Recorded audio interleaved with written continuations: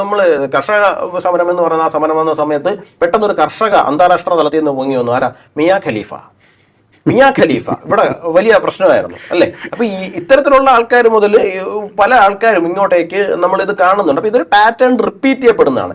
ഒന്നുകിൽ ഈ പോസ്റ്റ് ചെയ്യുന്ന സെലിബ്രിറ്റികൾക്ക് തോന്നണം ഇത് ബോറാണ്, നാട്ടുകാർക്ക് ഇത് മനസ്സിലാകും എന്നുള്ളതിനെ കുറിച്ചിട്ട് അവർക്ക് തോന്നണം. അല്ല എന്നുണ്ടെങ്കിൽ അവർ ഈ കിട്ടുന്ന 50,000 രൂപ 60,000 രൂപ 2 സ്റ്റോറി ഇട്ടിട്ട് പോവാ, അതാണ് വലുത് എന്ന് പറഞ്ഞിട്ട് പോകണം. അത് ജനങ്ങൾ തീരുമാനിച്ചോട്ടെ.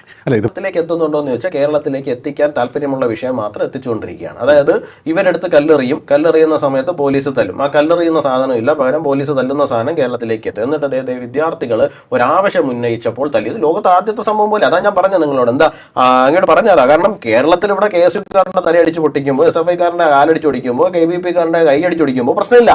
കാരണം നമ്മൾ കണ്ടുപിടുത്തിട്ടുണ്ട് ഇവിടെ സമരം നടക്കും, സ്വാഭാവികമായിട്ട് നടക്കും എന്നുള്ളതിനെ കുറിച്ച് എല്ലാവർക്കും അറിയാം. പാർലമെന്റിലേക്ക് സെക്രട്ടേറിയറ്റിലേക്ക് മാർച്ച് നടത്തുമ്പോഴാണ്.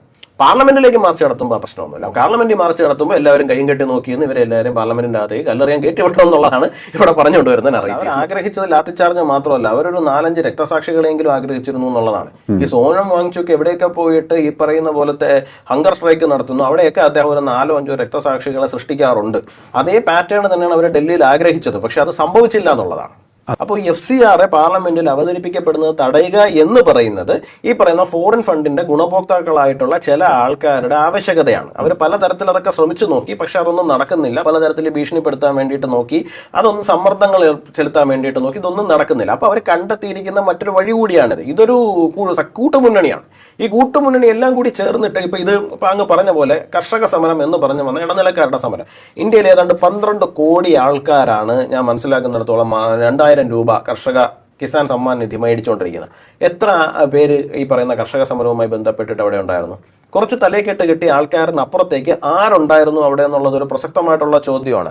ഈ കർഷകർക്ക് യഥാർത്ഥത്തിൽ പ്രശ്നമുണ്ടെങ്കിൽ ഈ ഡൽഹിയിൽ ഈ പഞ്ചാബിൽ നിന്ന് വന്നു കയറുന്ന കുറച്ച് തലയെക്കെട്ടുകാർ മാത്രമല്ലല്ലോ ഉള്ളത്. UP-യിൽ കർഷകരുണ്ട്, ഹരിയാനയിൽ കർഷകരുണ്ട്, തമിഴ്നാട്ടിൽ കർഷകരുണ്ട്, കേരളത്തിലുണ്ട്, ആന്ധ്രയിലുണ്ട്, തെലുങ്കാനയിലുണ്ട്, ഇല്ല ഒഡീഷയിലുണ്ട്, എല്ലായിടത്തും ഉണ്ട്. ഇവ എല്ലായിടത്തും ഒരേ സമയം നടക്കണം.